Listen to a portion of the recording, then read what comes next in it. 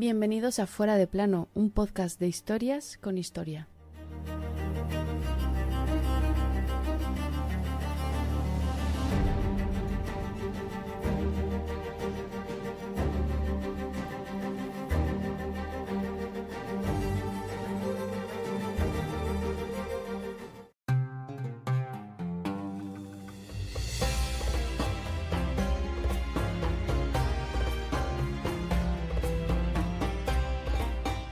Me gustaría que por un momento imaginarais que estáis en vuestras casas, viendo la tele, leyendo un buen libro o escuchando un buen podcast, y de repente os dicen que os tenéis que marchar de vuestra casa, de vuestra ciudad, incluso de vuestro país, pues unos señores de la ONU han dado ese territorio a otra gente. Este sería, para empezar, el resumen de cómo aquel 14 de mayo de 1948 se llegó a proclamar el Estado de Israel. Un Estado basado en errores de Gran Bretaña, el Holocausto y en pasajes de la Biblia. Vaya mezcla.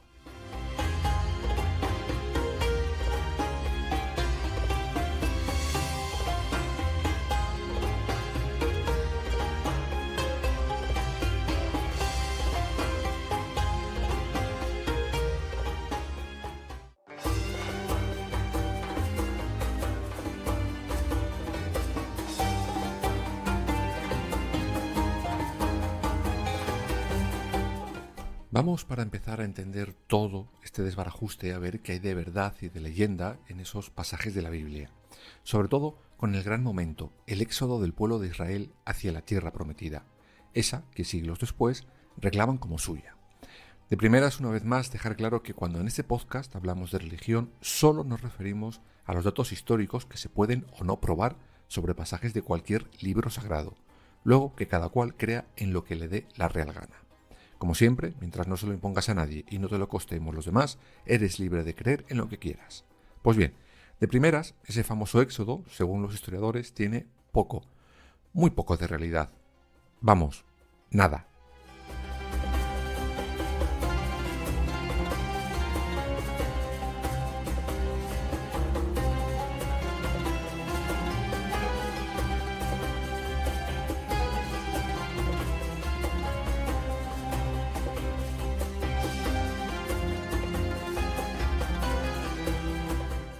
Para empezar, hay problemas con el número de esos supuestos esclavos israelitas que salían huyendo de Egipto. Según los textos sagrados, eran más de 600.000 hombres, más las mujeres y los niños. En total, cerca de 2 millones de personas. Pues bien, eso es imposible, pues la población autóctona, desde donde se supone que huyen, era infinitamente inferior a esos esclavos israelitas. Vamos, para que nos hagamos una idea, habría 20 esclavos por cada ciudadano egipcio de aquellas tierras. Históricamente se cree que la cifra real podría ser unos 20.000. Pero hay otro grave problema con la historia del Éxodo: las fechas. No cuadran ni por asomo. En los textos se dan dos apuntes teóricamente para que creamos que aquella historia es verídica. Sin embargo, lo que arrojan es justo lo contrario.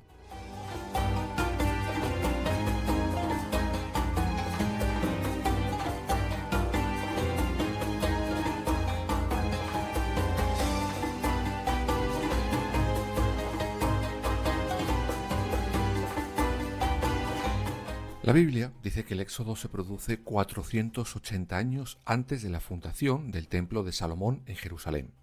Esto nos sitúa en el 1450 antes de nuestra era. Ok, pero los mismos textos sagrados dicen que los esclavos ayudan a construir una ciudad llamada Ramesés, que sería la capital construida por el faraón Ramsés III en el delta del Nilo en el siglo XIII antes de nuestra era. Entonces, solo usando la lógica, si se supone que en el siglo XV los esclavos israelitas han huido hacia la tierra prometida, ¿cómo es que casi 2 siglos después siguen en Egipto ayudando a construir una capital por orden del faraón Ramsés? O se van o se quedan, pero ambas cosas no.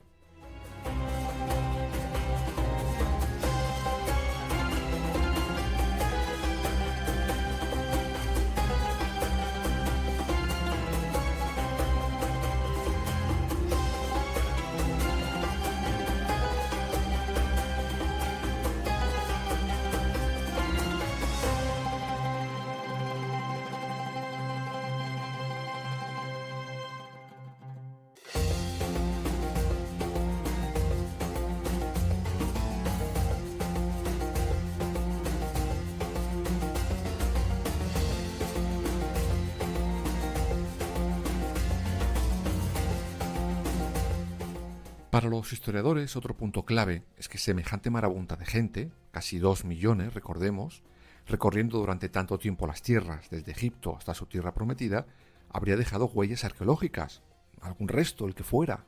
Pues nada, no se ha encontrado nada de nada de nada. En resumen, para los historiadores, este éxodo es como el diluvio universal, la apertura del Mar Rojo, las plagas de Egipto o la unificación de Israel para los reyes Salomón y David. Narraciones míticas sin base de credibilidad. Y oye, no pasaría nada, excepto por un pequeño detalle, que esas narraciones inventadas sustentarán siglos después la reclamación de un territorio como suyo, echando a sus habitantes de sus casas. Luego llegamos a eso.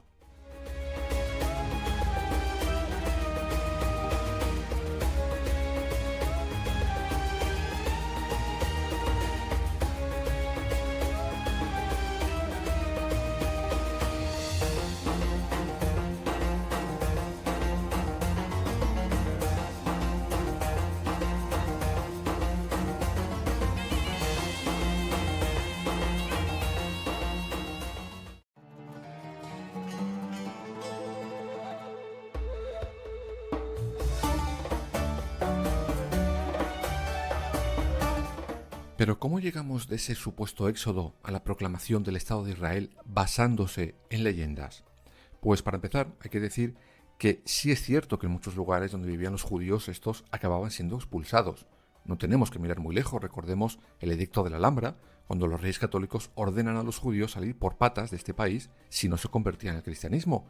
Pero no solo aquí, en el viejo continente se les expulsa durante siglos de muchos lugares. Toda esta diáspora es el caldo de cultivo para que nazca un movimiento que lo va a cambiar todo, el sionismo moderno.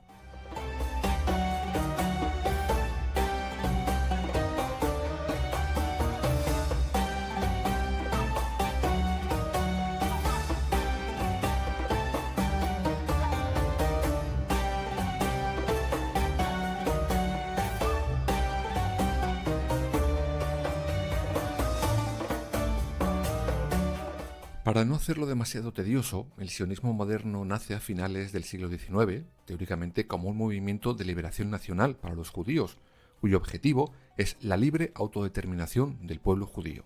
Pues bien, así se vende, pero realmente, según los entendidos, este movimiento no es más que un sistema colonial, colonizador, sin más. En esa época, muchos territorios se habían visto libres de las cadenas de sus imperios y pensaron que porque ellos no podían hacer exactamente lo mismo.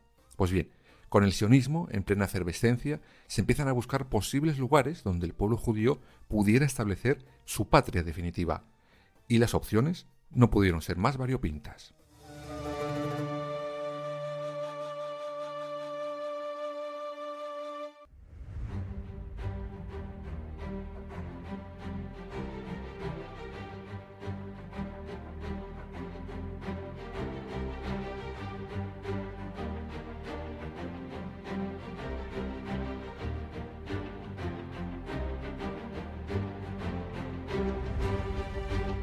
Uno de los primeros destinos del pueblo de Israel sería África, en concreto la zona africana que continuaba en manos del Reino Unido.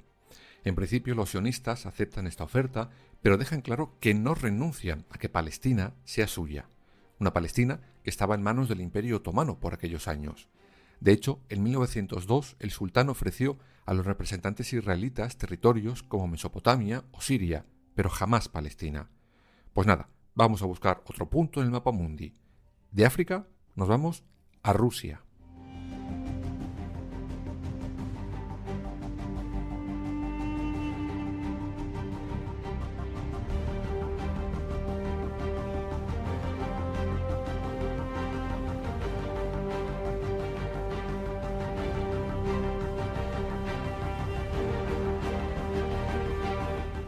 Durante mucho tiempo los judíos fueron una de las etnias más numerosas en el Imperio ruso.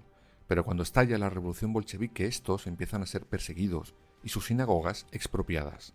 Todo vuelve a cambiar al final de su guerra civil. A partir de ahí, les volverán a tentar para que vivan allí cuantos más mejor, pues los rusos necesitaban mano de obra barata. Pero aquello no cuela. Después de eso, Madagascar surge como posible lugar para la creación del Estado israelí. Pero nada, tampoco cuaja. Los americanos sugieren entonces una isla fría en el Ártico, pero tampoco cuela. Estamos acabando la década de los años 30 del siglo XX y todo dará un vuelco gracias a las salvajadas de los nazis con Adolf Hitler a la cabeza.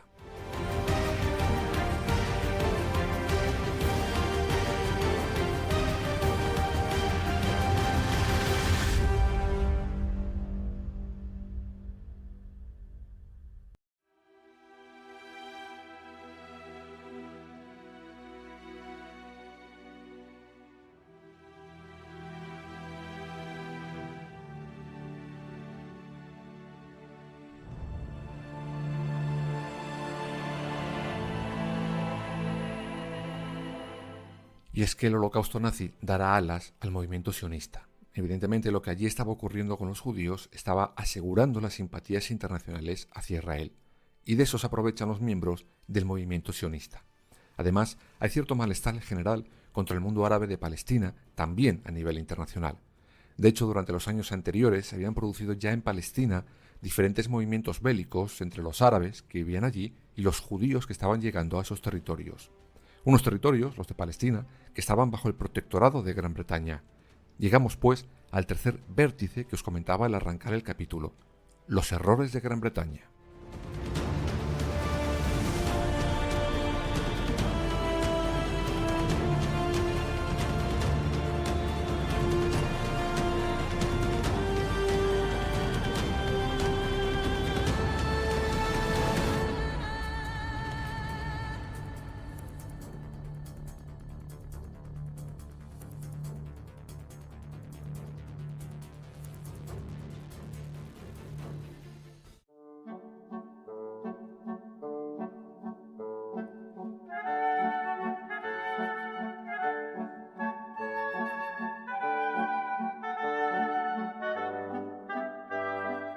Como os decía, Gran Bretaña estaba al mando de los territorios de Palestina, y para apaciguar a los árabes les hacía promesas.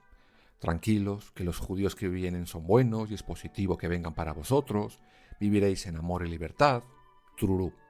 Y a los judíos les vendía una moto parecida. Vamos, que a unos y a otros les hacía promesas que no podría cumplir. Es en ese momento cuando los sionistas ponen sus ojos en un aliado, Estados Unidos. Y oye, acertaron de lleno. Serían sus máximos aliados en ese momento y en el futuro.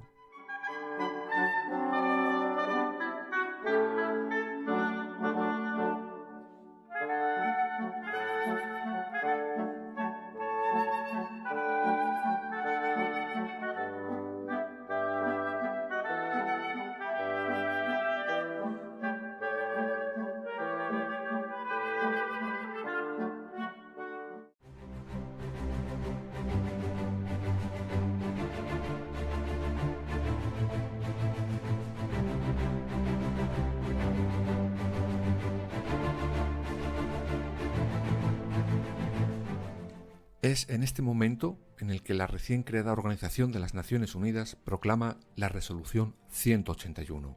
Con este acuerdo se dividirá en dos partes Palestina, una para los israelitas, otra para los árabes que ya vivían allí. Por eso, os preguntaba al principio qué sentiríais si un buen día os dicen que unos señores de la ONU os echan de vuestro sitio porque se lo han dado a otras personas. Pues bien, evidentemente para los árabes que Palestina se dividiera era algo inasumible. Por tanto, el conflicto entre ambos bandos era algo que llegaría sí o sí. Y así fue. Estalla una guerra entre árabes y judíos y a finales de febrero de 1948 los muertos en el bando judío eran casi 900 y casi 2000 en el lado árabe. Esta guerra civil evidentemente era desigual, pues los israelitas llevaban años preparándose para este ataque final, mientras que a los palestinos les pillaron con el pie cambiado y sin estructura alguna. De hecho, los sionistas aprovecharon esta guerra para aumentar el territorio bajo su dominio. Y así llegamos a aquel 14 de mayo de 1948, cuando uno de los principales líderes sionistas, David Ben-Gurion, proclama el Estado de Israel. 24 horas después, varios países árabes invadirán Israel, dando lugar a una guerra que de una manera u otra, hoy, todavía se sigue librando.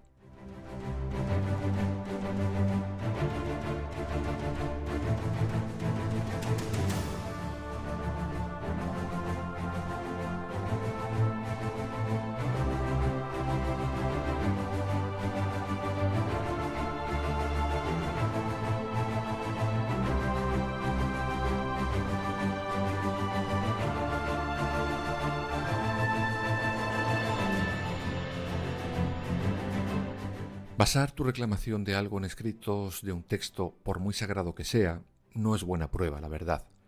Que esto lo decidieran unos señores, por muy de la ONU que fueran, sin acordar nada con los que iban a ser expulsados, no es empezar con buen pie. Porque ¿cómo llamarías a alguien que se instala de la noche a la mañana en tu casa sin haber sido invitado, por la fuerza, y que bajo ningún concepto se va? Creo que aquí lo llamaríamos ocupas.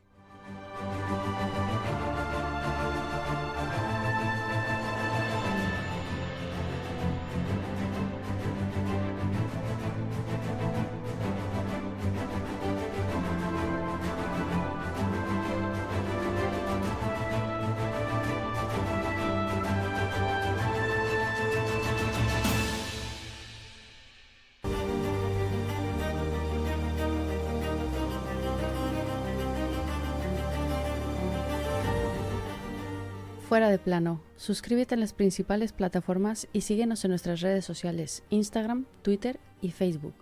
Fuera _de plano.